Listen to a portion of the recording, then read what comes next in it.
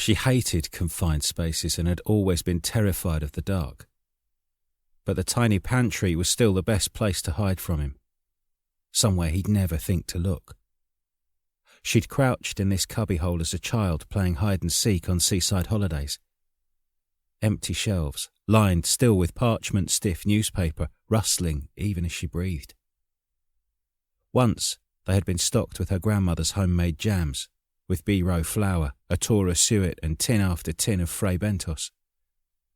Translucent spiders, all stilted legs and no body, had tiptoed like glass ghosts on the high shelf among her grandfather's bottles of Bass and the tin of Rover biscuits. There had been seaside picnics, the scream of gulls and Wall's ice cream in blocks like butter that fitted in oblong cornets. Memories steadied her breathing and stilled her fear like the grasp of a parental hand. She remembered the day when, aged 7, she had hidden for hours with a torch and read all the newspaper on the shelves. One article stood out. Daily Express, 23rd of June 1954.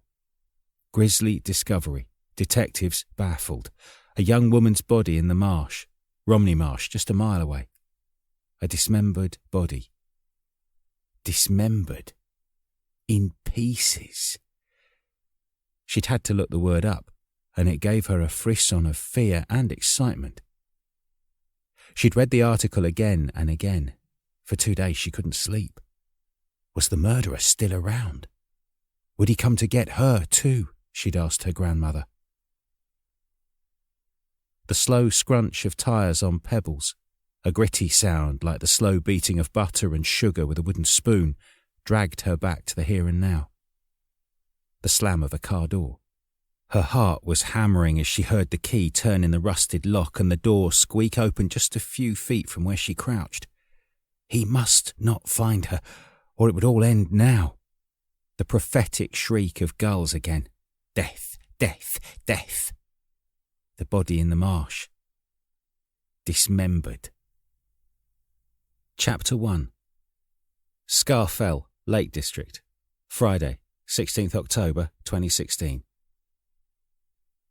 3 o'clock on a Friday afternoon. Freezing rain was driving in horizontally, the gunmetal rock face glossy. Craig Gillard gritted his teeth and risked a glance below. 2 pitches up Botterill slab on Scarfell's central buttress, one of Britain's toughest rock climbs.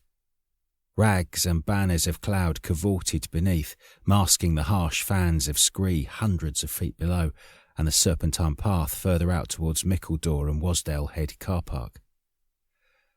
A long weekend in the Lake District, 300 miles north of his Surrey base, was the way to forget about being a detective. Here he wasn't a chief inspector, and there was no respect, just one 48-year-old man, a few slings and some slender bits of steel against the elements and the insistent pull of gravity. He was scared. But getting gripped here on the hardest solo climb he'd ever done was more intense than the flecks of fear that peppered police work. Over the years he'd faced down knife-wielding drug dealers, been wounded in a shotgun blast, and felt the gnawing in the pit of his stomach before a drugs raid. This was different. More than the cold and the wind, it was him against himself, pushing out to his own unknown limits, mastering fear, fighting fatigue. The next rain blast brought icy fingernails trickling down his neck and between his tensed shoulder blades. The weather had been okay when he started, overcast and a light southwesterly, but the strengthening westerly and rain had come earlier than predicted. His left hand was getting chilled from where he'd dug out the choss, bits of soil and rubble stuck in one of the cracks lower down. He got a skin flap off from a graze which was bleeding slightly, and he wanted to take a breather to take the wound closed. 2 of those left-handed fingers, third and little, were numb, which wasn't a great sign as he wasn't quite halfway up. He let go of the quint, clipped his sling to the nearest bolt with a carabiner, and fished a roll of medical tape from an external pocket. A heavy squall blasted in, rocking Gillard on his precarious perch. Heavy cloud filtered only a sallow light, and rivulets of water ran down the rock face. As he wound the tape over the graze, he glanced down, drawn by movement on the ground. There was a dog running around something by a boulder in the brush. He reached around to his rucksack, undid the clips, and rooted through for binoculars. He looped the Zeiss Terror strap around his neck, insurance against clumsy fingers, and pressed the freezing lens to his eyes. A woman, lying on her side. She was wearing an olive-green cagoule, dark blue hat, and pink leggings. She was a good few hundred metres above the path and out of view of it. The hurrying walkers below, hoods up, faces to the path, had their backs to the driving sleet, everyone going in one direction, down, away from her. No one could see her. A twisted knee or ankle up here on a day like this, potentially fatal. He bellowed down to the woman, but she was upwind, hopeless. The howling gusts tore his words away. In return came a shower of polystyrene-like pellets of ice which bounced off every surface and stung his face. The temperature had dropped several degrees in just the last minute, and a slate-grey wedge of snow cloud was building to the west. The woman would need help. He reached into his jacket, slid out his iPhone, and dropped it. The plastic casing smacked once against the granite face and cartwheeled into the void, lost to sight in a second. He allowed himself 2 seconds inventive cursing, then returned methodically to the task in hand, rearranging his gear and beginning a series of careful but rapid belay descents, wishing he'd brought a rope to be able to move faster. The wind was sometimes horizontal, sometimes from below, every gust laden with icy, lashing fragments. It felt like an hour, but he was down on the top edge of the scree in less than 20 minutes. He forced his unfeeling digits to unclip his rucksack, extracting mountain boots, gaiters and mittens. It was as hard as dressing with chopsticks. Then he hunted for heat pads, fumbling to tear the wrapping with his teeth. In the rucksack, he had chocolate, water, an exposure bag, an orienteering compass, first aid kit and a powerful LED torch. Once finished, he turned back into the blinding sleet and threw himself diagonally across one scree gully after another towards where he'd seen her. Long, sliding strides, each bringing a mini avalanche of rocks and pebbles around his ankles. As he crested a ridge, he saw her, now sitting with her back to a house-sized rock in the lee of the snow. She waved frantically at him and he loped over. "Thank God," she said, her face pink with cold and framed by fronds of dark wet hair. She was shivering and her fingers bone white. "I've hurt my leg chasing the bloody dog," she said. The young black Labrador wagged his tail and leaned against her winsomely. "I guessed as much. We need to get you off this mountain quickly." She had on cheap-looking trainers, soaked, muddy and worn out, a thin cagoule, a soaking hat. No proper boots, no exposure bag, no gloves, no compass or map, no whistle, no idea, clearly. She looked 30 or so, old enough to know better. A lecture was playing in Craig's head, but he had other priorities. "Put these on," Craig said, sliding off his mittens. "What about you?" she said, putting them on anyway.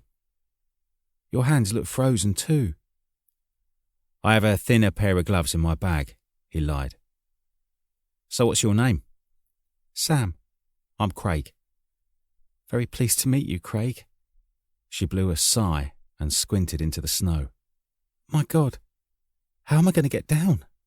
It's my sodding knee. I can't put weight on it." "Let me see." She lifted the hem of her cagoule. The leggings were ripped and her knee, already swollen, had bled a fair way down her calf. "I'm going to press gently. Let me know if it hurts."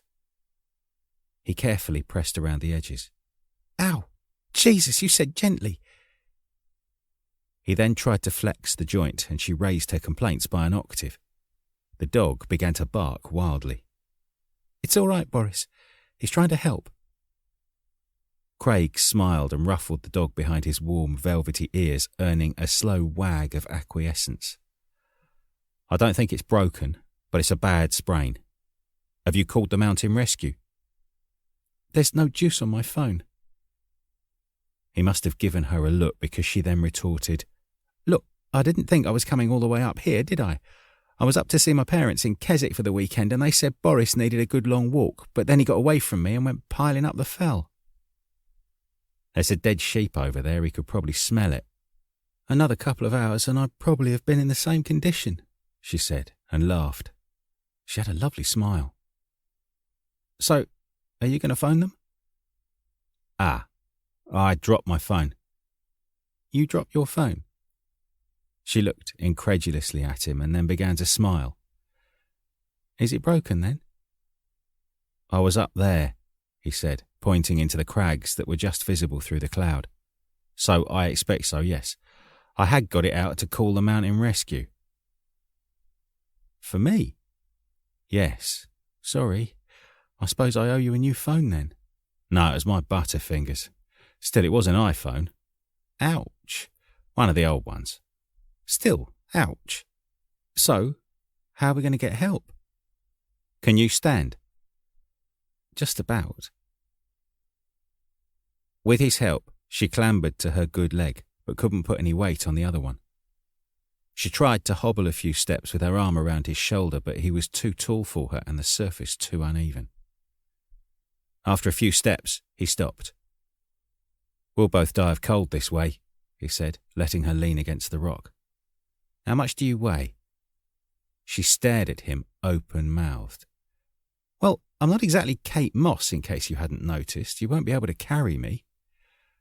"Well, if you prefer, we can always build the self-assembly helicopter I keep in my rucksack and fly out of here."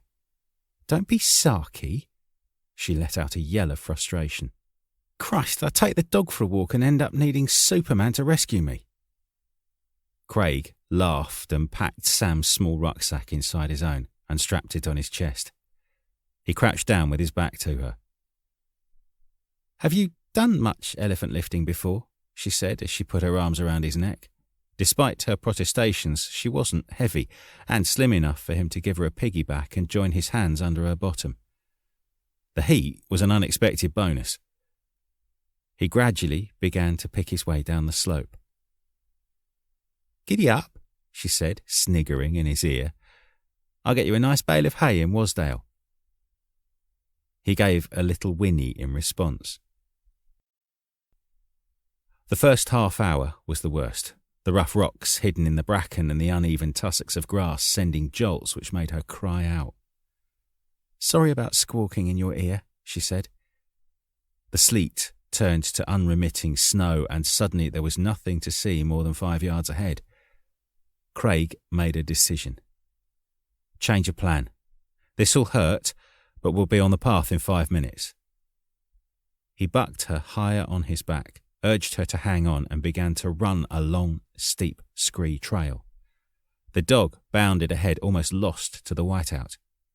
Craig was barely able to keep his footing with the extra weight, each giant stride a calculated but exhilarating risk.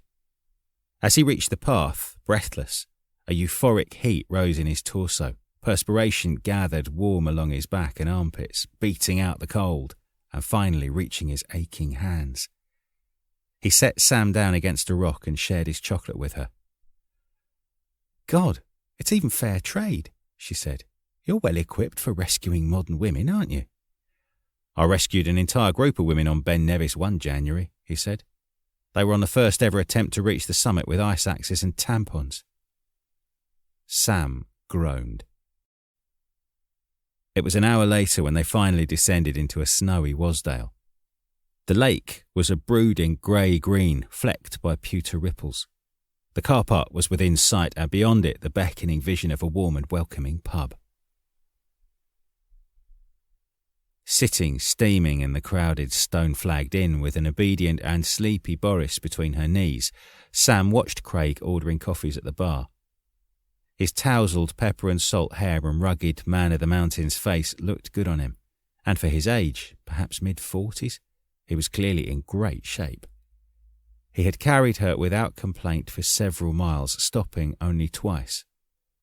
Her vile ex, Gary, for all his parachute regiment training, could not have done better. In fact, he would probably have made her cruel. Craig had bandaged her knee, dressed her cuts, and slipped these amazing heat pads into her sodden trainers. He had thought ahead, too. While she had refused his offer of a trip to hospital, he had borrowed a phone from a fellow walker so she could ring her parents. He had offered to drive her the 90-minute trip all the way back to Keswick to pick up her father and bring him here to retrieve her car, which, because of her knee, she couldn't now drive. Craig might be a decade older than Gary, but quite a catch. For someone of the right age, she reminded herself. In the meantime, she hobbled to the ladies to make herself look human. The image in the mirror was a shock. Her shoulder-length raven hair was wild and witch-like, her face bright red and her lips pale and chapped. A little lippy, a touch of eyeliner and a good brush made her feel a lot better. Self-respect restored, she emerged to find Craig waiting to help her thread her way back among the seats and tables to their space in the corner by the fire. "So you've warmed up now?" Craig said, his eyes flicking to the heaped cagoule on the adjacent chair. "Yes, thank you. But my leg's going to be a problem for work. I'm supposed to spend half my day on a bicycle." She had decided to trust him with what she did for a living, something she rarely did until she knew what the reaction would be. "Oh, yes. I'm a hobby bobby, police community support." He laughed and looked at the ceiling. "That is hilarious," he said. Maybe she had misjudged him. She had found that almost everyone had a fixed view on the police, one way or another. "Excuse me, we do a good job for much less money." Her voice was strident and she found she was pointing at him. "I know you do." He held up his hands in surrender. "So where are you based?" he asked. When had he found time to comb his hair? "At Caterham, in Surrey." She watched his jaw drop. "I just started last month. They're going to think I'm such an idiot." "No, they won't. They'll be happy to put you on the phones until your leg is better." He really grinned this time, like warm sunshine. His eyes looked grey-green in the light. "I'm in a Surrey force too, based in Guildford, but I live in Banstead, not too far from your area." "You're kidding me. What do you do?" He took out his wallet and slipped her his business card. She held it up and started to read in a mock American drawl. "Detective Chief Inspector Craig Gillard, hero and rescuer, prepared for every weather, piggyback's a speciality." Half an hour later, with the darkness gathering, they were in Craig's car heading on the A66 to Keswick. He asked her lots of questions and she confided in him about Gary. How, when she had broken up with him, he refused to accept it. How he had called her day and night making threats, coming round to see her, especially at night. Even when he'd broken into her house, the police had been reluctant to take action. So she had borrowed money from her dad to get a court order which was due to be heard in a month's time. Craig listened in silence. "So, are you married then?" she asked suddenly, realising she knew nothing about him. "Was once." His eyes narrowed as if something on the road ahead could no longer be clearly discerned. "It was quite short. Didn't work out. I suppose I'm quite difficult. That's what Valerie told me anyway." He turned to Sam with a shrug. "But it's partly the job, as you will discover." Sam had already noticed that Craig's car, a grey Nissan, was unusually tidy for someone who was a keen walker. No mud in the footwell, no discarded clothing on the back seat or parcel shelf, no sweet papers or other junk in the pockets, no stains on the seats or greasy marks on the steering wheel. Evidence of an ordered mind, but perhaps one entirely without passion. When they got to her parents' street of stone-built, terraced houses, she said, "I'm so grateful for everything you did today, Craig. I don't know what would have happened to me if you hadn't seen me up there. You've probably saved my life, and wouldn't even let me buy you a coffee." "Maybe there'll be another opportunity," he said, "for the coffee. And good luck with your career." He got out to help her with her gear from the boot, and before she let him guide her down the path, she turned her face to him and stretched up to give him a kiss. Quick, but on the lips, and briefly reciprocated with an added touch of stubble. "Thank you, Craig." As she turned away, she felt his eyes on her. She wanted to walk tall and swing her hips a little, but on the first step she staggered straight into the gatepost.